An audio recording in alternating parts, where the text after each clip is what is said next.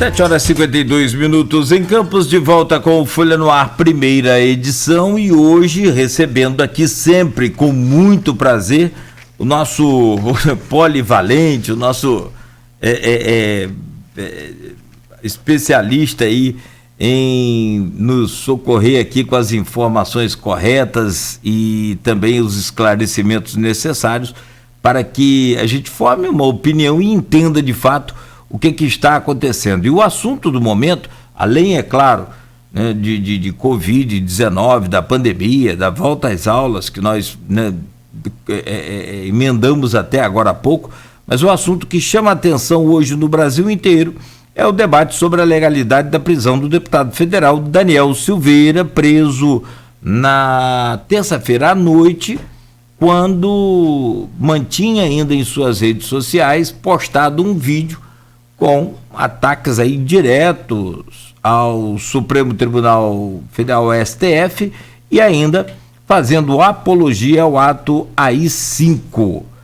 João Paulo Granja, muito bom dia. Seja bem-vindo mais uma vez. Dispensa aí os comentários sobre as suas habilidades, seus profundos conhecimentos. E também dispenso, mas mesmo assim eu registro a satisfação e a alegria de poder recebê-lo aqui no Folha no Ar, primeira edição, mais uma vez. Cláudio, amigo, Arnaldo, é sempre um prazer imenso estar com vocês. São momentos como esse que a gente consegue externar um pouquinho do que nós pensamos, do que vivenciamos no dia a dia, a experiência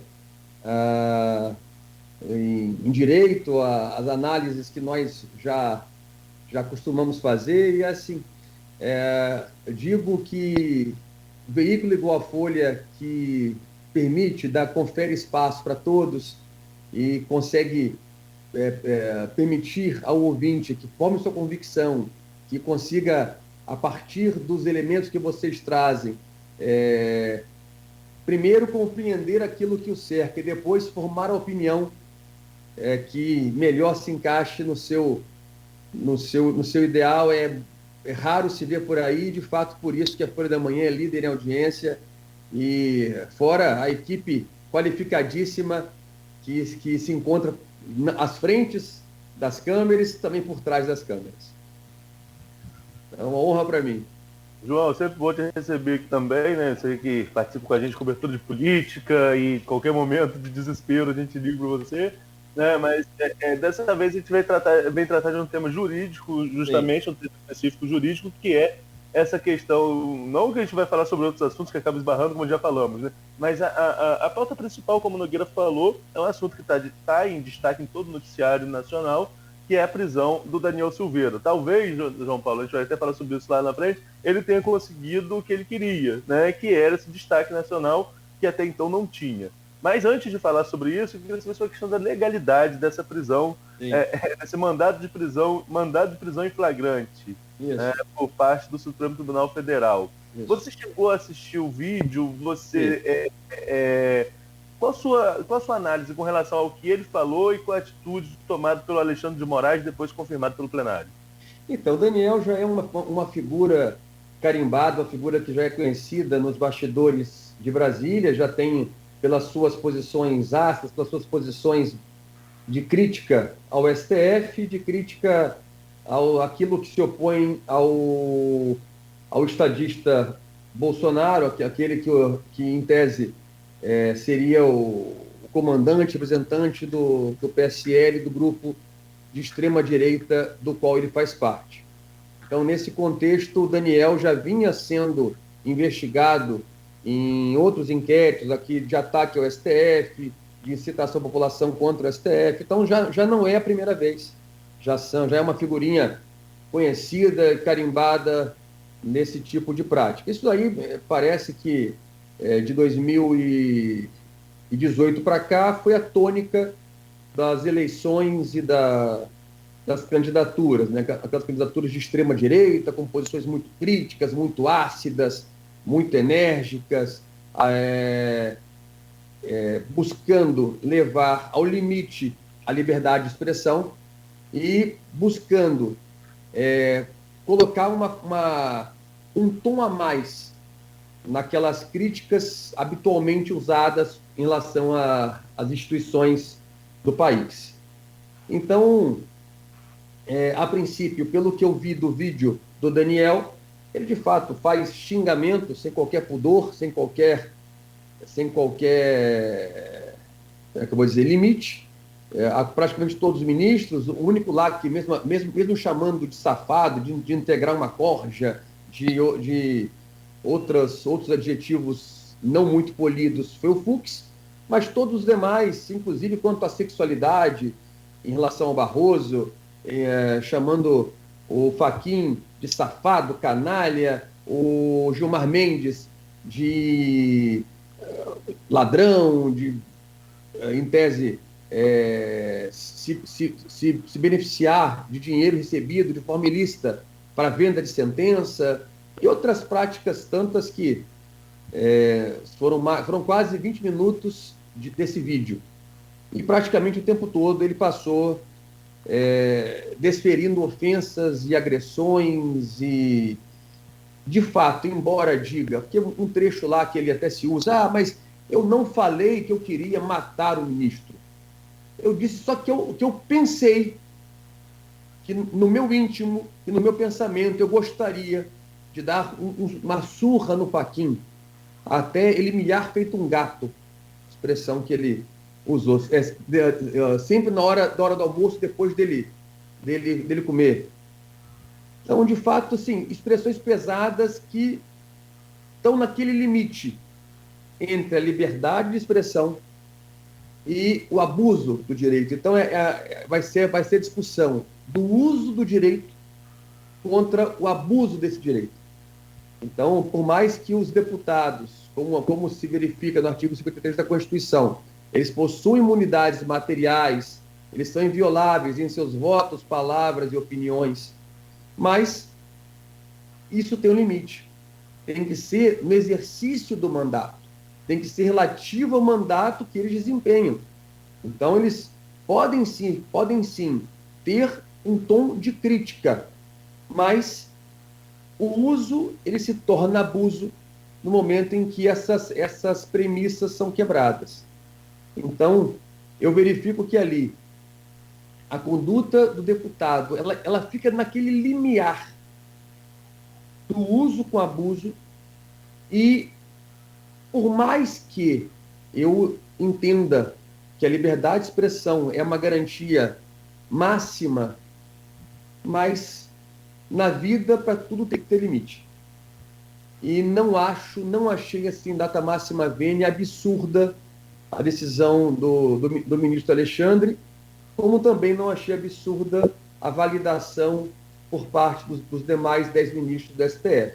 Então, por estar naquele limiar, por chegar a um ponto que você não tem mais como combater, não tem mais como frear, não tem mais como impor restrição, ou exigir o mínimo de polidez, o mínimo de coerência no discurso de legalidade, talvez a prisão fosse o último caminho, e posso até afirmar, nem deveria ser isso requerido ou querido pelo ministro Alexandre.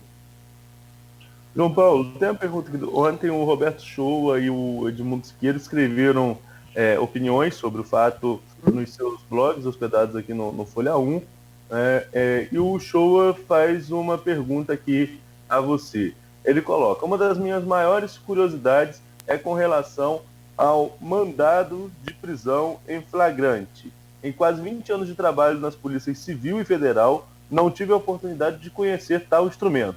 Como convidado, avalia a forma como ocorreu a prisão, principalmente no aspecto formal? Então, aí nós temos duas questões que, na verdade, tem uma premissa anterior que precisa também ser vista.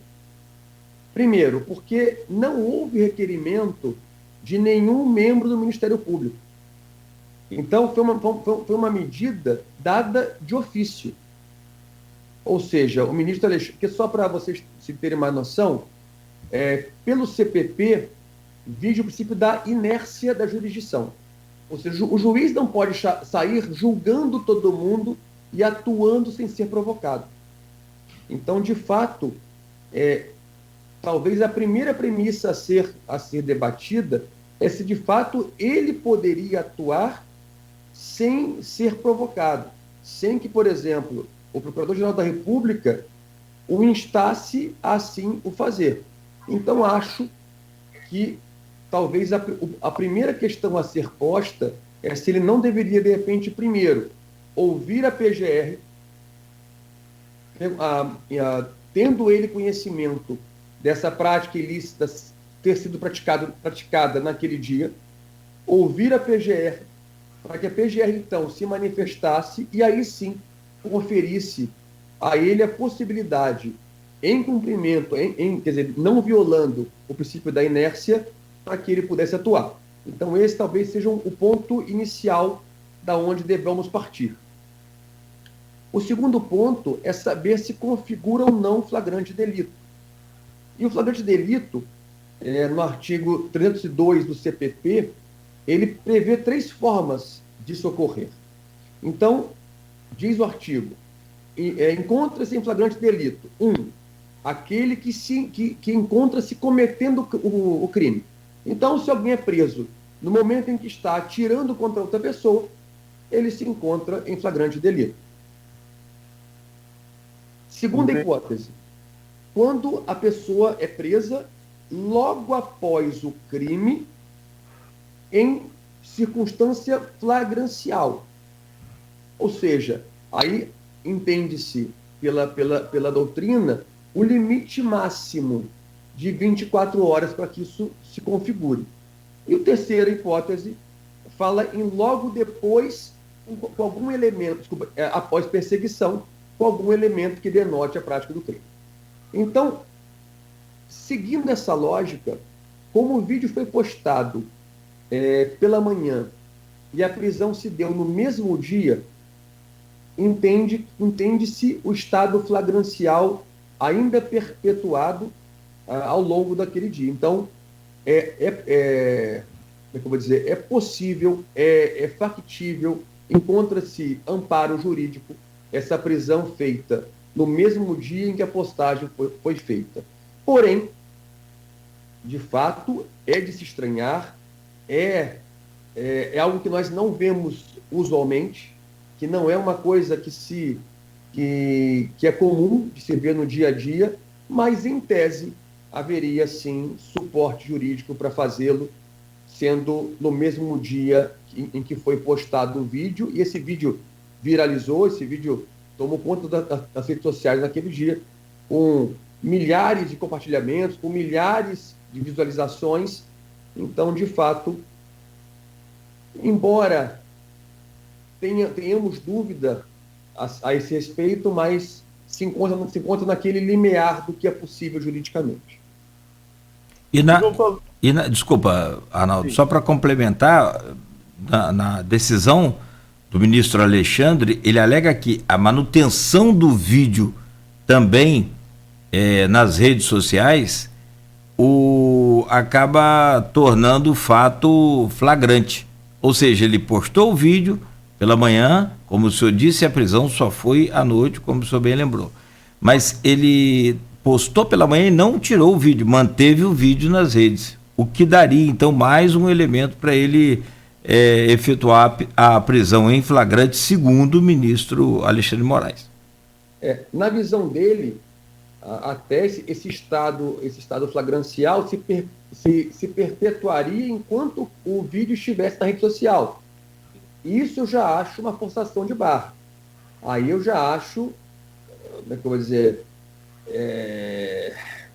até uma questão perigosa e algo que gera mais insegurança do que se busque sanar. Então, se fosse daqui a uma semana, ainda haveria flagrante? Data máxima vênia, acho uma teoria moldada para um caso específico, que gera um risco muito maior à democracia do que efetivamente e tão somente ele mandar retirar o vídeo do ar. Acho que temos que ver com certa ponderação e não deixarmos nos levar pela raiva, pelos sentimentos negativos que de fato esse caso gera. Não tenho dúvida que ele estava ali revoltado, estava ali indignado, a ira deve ter tomado conta do seu ser, mas em direito nós não temos como admitir que isso ocorra. Talvez até temos de pensar se não haveria suspeição da parte dele, já que ele é daqueles que mais é ofendido. Teria ele isenção para julgar um caso desse? É uma coisa interessante e complicada de você debater. Quer dizer, a vítima do crime é o julgador. Aquele que, em tese, é diretamente atingido com a prática ilícita é aquele que vai dar o veredito, que vai dizer como será a punição do algoz. É complicado, é assim, difícil de você manter uma isenção e uma lisura quando você é a pessoa diretamente atingida por esse problema, pelo crime. Então, são questões que merecem sim ser levadas a efeito, tanto é que o ministro Fux, embora não precisasse, mas convocou todos os 11 para poder deliberar e definir se é melhor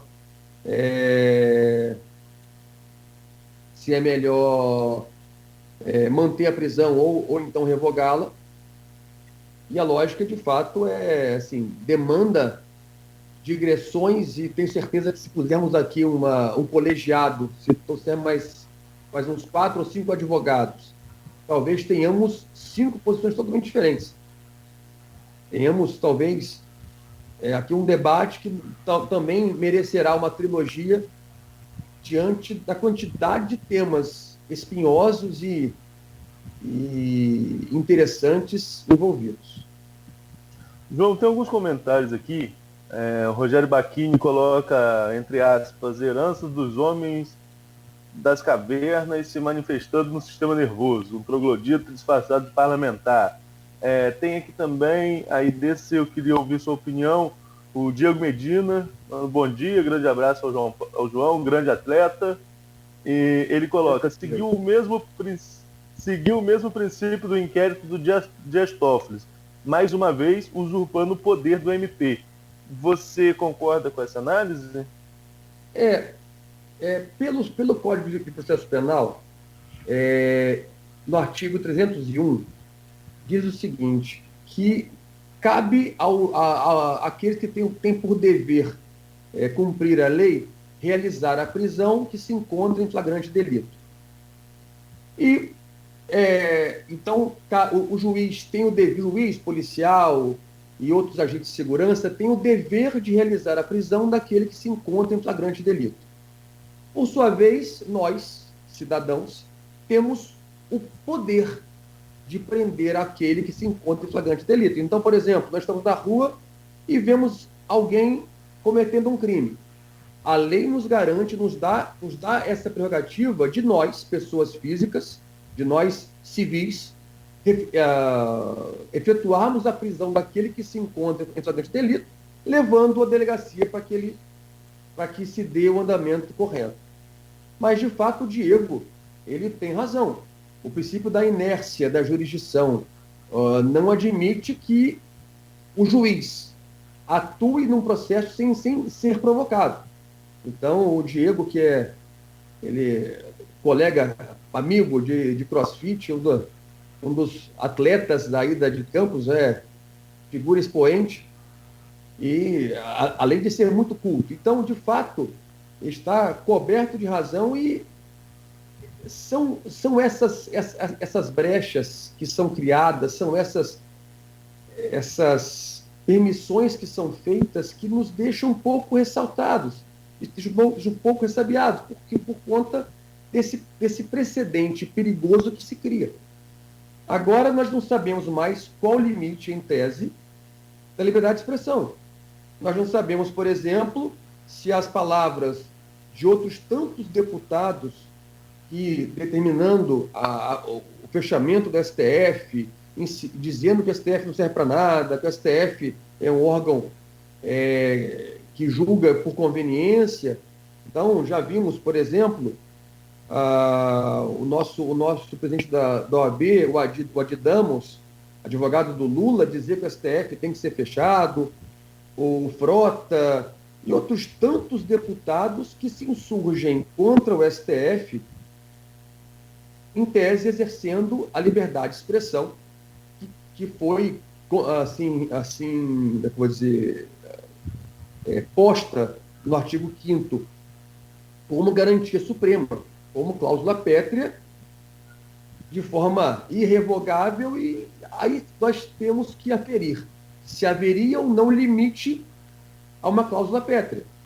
Temos que então ver se há limitação de uma garantia constitucional.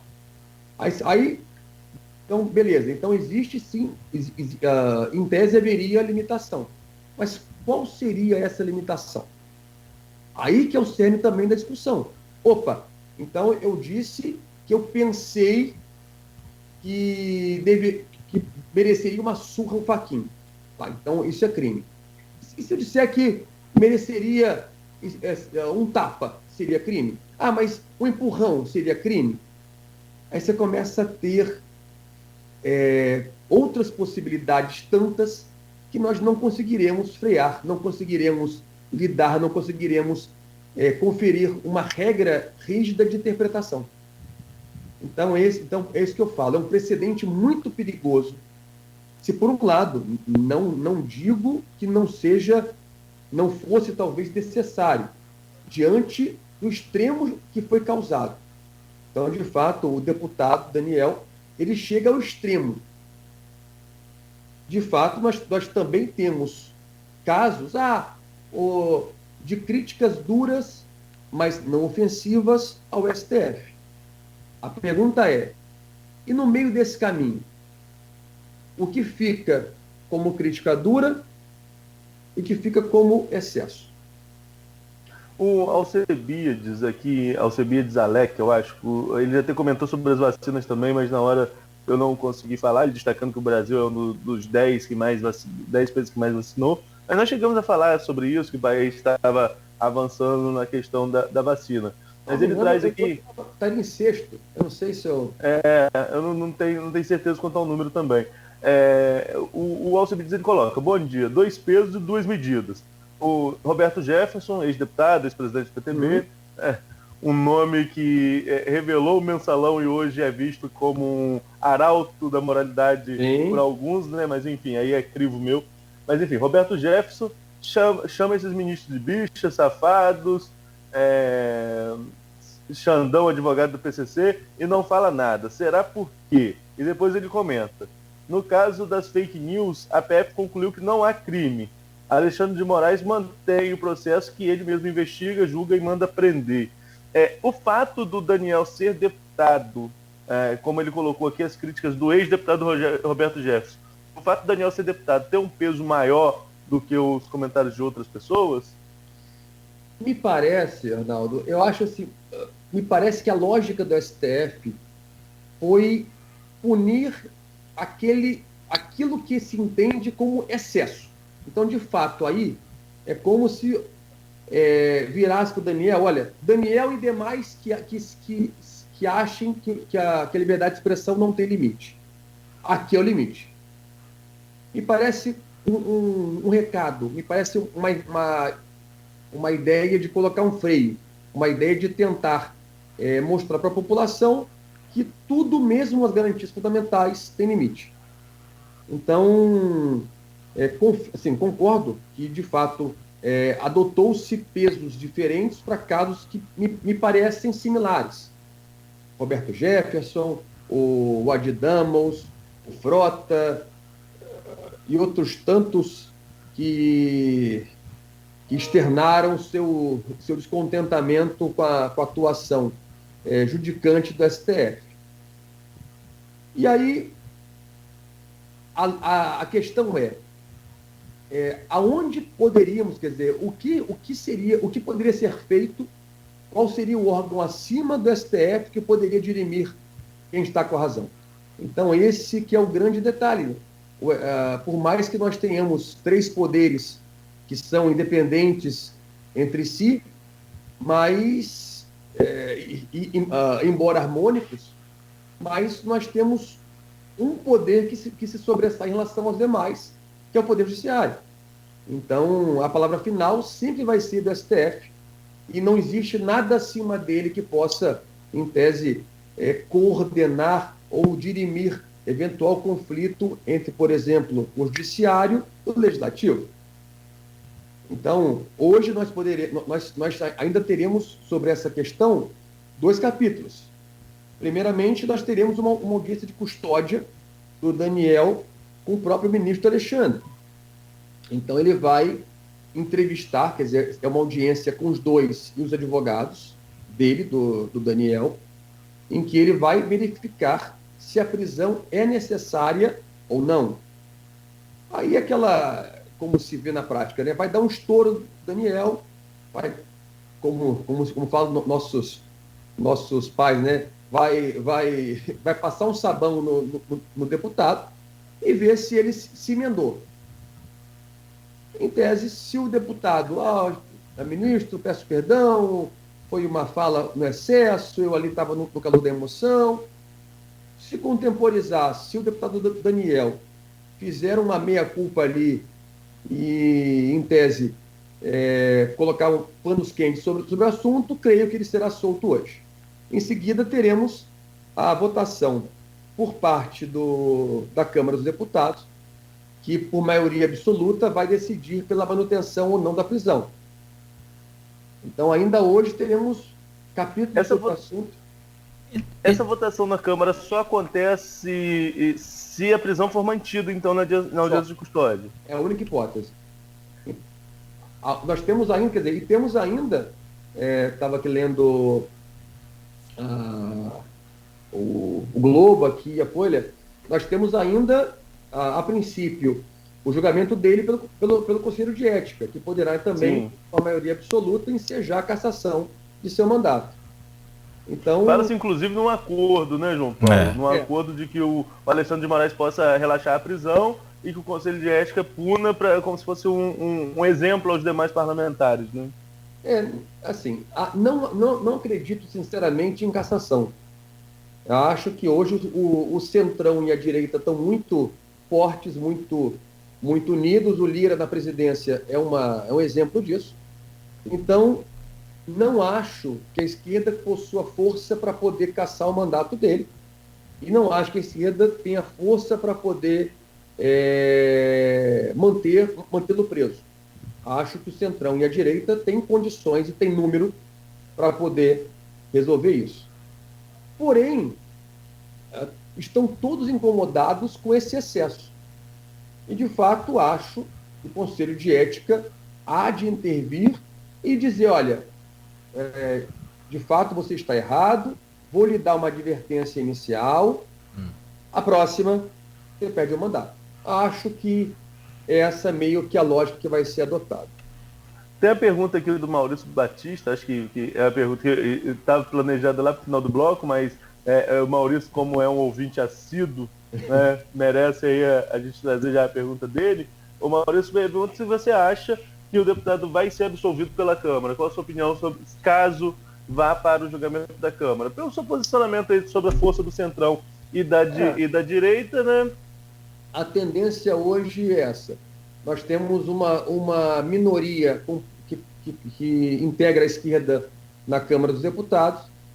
Acho que não tem força para poder tombar a votação do STF, a decisão do ministro Alexandre, referendada pelo STF. Até porque todos sabem que hoje é o Daniel, mas amanhã pode ser outro.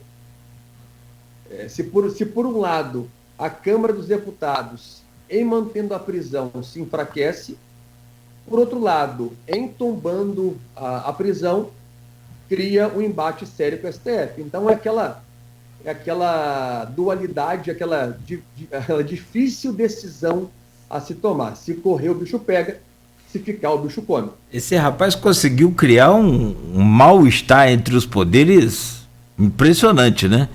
Mas eu acho que essa era a lógica, Cláudio.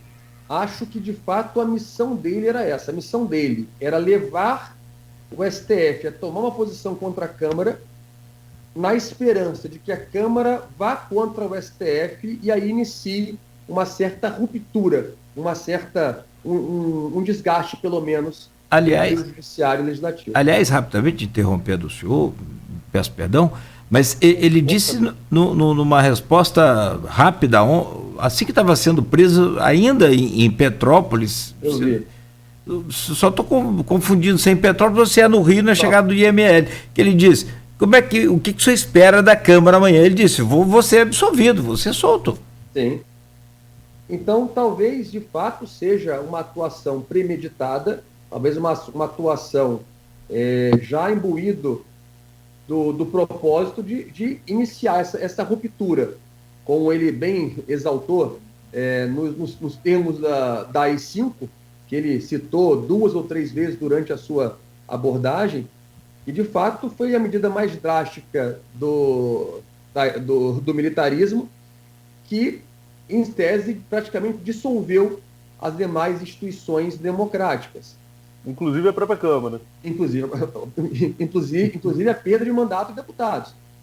Então, acho eu que a lógica dele é essa. Ele está forçando, como ele, por exemplo, por inúmeras vezes incitou o Fachin a promover a prisão do ministro, agora faltou o nome dele, que é militar. De onde tudo começou ali, né? Naquela citação do Vilas Boas. Então, do Vilas Boas.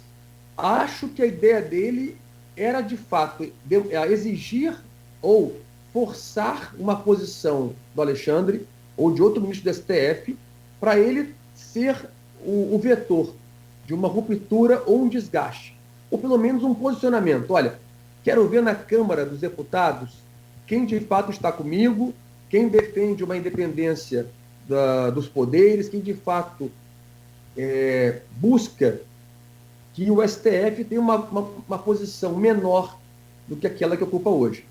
Então, me parece algo premeditado, e esse extremo só se chegou para poder alcançar esse objetivo, que é romper ou desgastar o STF. João Paulo.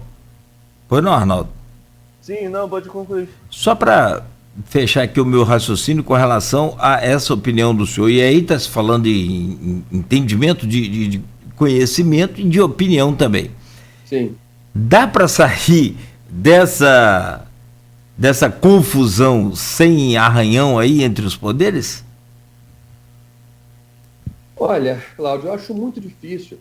Sendo sincero, pelo que eu vi aqui da postura, tanto do STF quanto do Daniel, acho que essa audiência de custódia não vai surtir efeito nenhum, se não piorar as coisas. Acho que o Daniel vai para essa audiência com tudo que é arma que tá em mãos. Eu digo que é capaz das ofensas serem muito, muito piores nessa audiência que vai ser realizada. Acho que a lógica dele é forçar que a Câmara se posicione. Ele levantar a bola para que a Câmara dê uma definição se o STF ajuda ou atrapalha. Se o STF é o guardião da Constituição, ou se o STF, de fato, muitas das vezes viola a sua missão de guardião da Constituição. Tem um comentário aqui acho que Magu Palma, diz que a prisão está fundamentada pela afronta à autonomia dos 3 poderes e à democracia, já que ele incita o retorno do AI-5 e o fechamento do STF e do Congresso. Esse limiar também que você colocou com relação ao que era ofensa ao STF e o que não era, e o que é uma afronta à democracia ou não, também está muito em discussão nos últimos tempos. O que diferencia aí a liberdade de expressão, porque a democracia permite até a crítica ao próprio sistema, de uma incitação contra ao sistema democrático? Em relação a isso, eu entendo que se encaixa na liberdade de expressão. De fato, nós vivemos em um país democrático e que as liberdades, em especial de expressão, principalmente vocês que atuam no meio, jornalistas que são, tem que ser uma garantia, como é que eu vou dizer, que não pode ser afastada. Porém, ele parte disso, quer dizer, ele exacerba as críticas. Não vejo nenhum problema em defender a AI-5, é a posição dele. Não vejo problema em se defender que o STF ele não exerce o papel como deveria. Não vejo problema em dizer que os ministros não julgam da forma como ele entende como correto. Isso aí faz parte da crítica da liberdade de expressão. Para mim, onde ele peca são nas ofensas, nas imputações de práticas ilícitas aos ministros, então, em tese, tangencia a crítica. Então, embora o detalhe todo que foi usado e o fundamento para a prisão se encontra na Lei 770 de 83. Então, o problema todo é esse. Eles, embora o grave sejam as ofensas, as calúnias, as difamações, mas o contexto que ensejou a prisão foram as críticas ao STF e os elogios à AI-5. Então, só seguindo essa lei 770, essa é uma lei da ditadura ainda. É uma lei criada em 83, quando ainda vivíamos o finalzinho da ditadura. E essa lei, ela na verdade, ela busca criar mecanismos de proteção do país contra atos de terrorismo, contra atos que, de fato, atentem contra as instituições, contra a democracia. Então, acho que o simples elogio à AI-5 não configura violação ao regime democrático. Isso aí faz parte da opinião dele, tem que ser respeitado.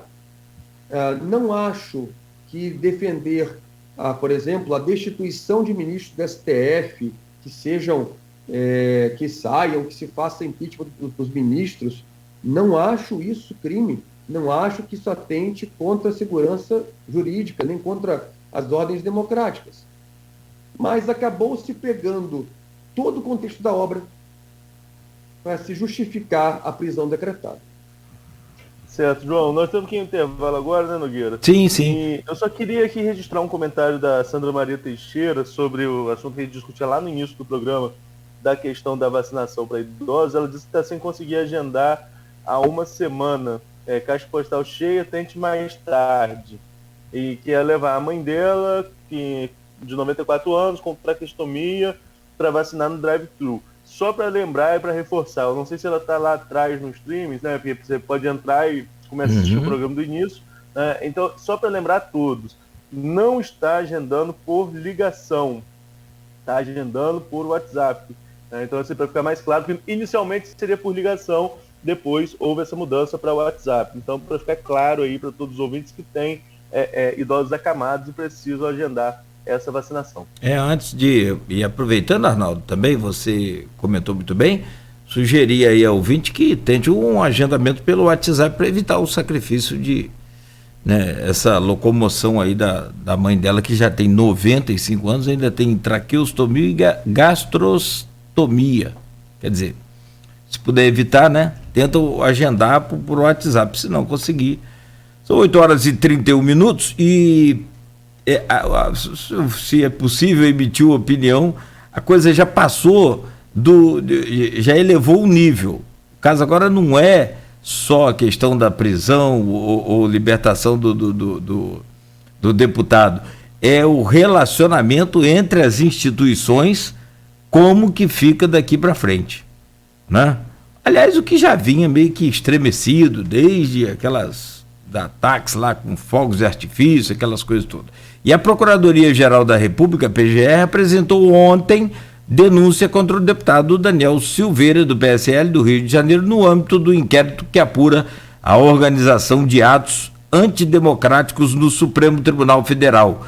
O órgão também pediu para que o parlamentar cumpra uma série de medidas cautelares, como ter a circulação restrita a endereços indicados pela Justiça, usar tornozeleira eletrônica e manter distância das dependências do prédio do STF devido à sua periculosidade.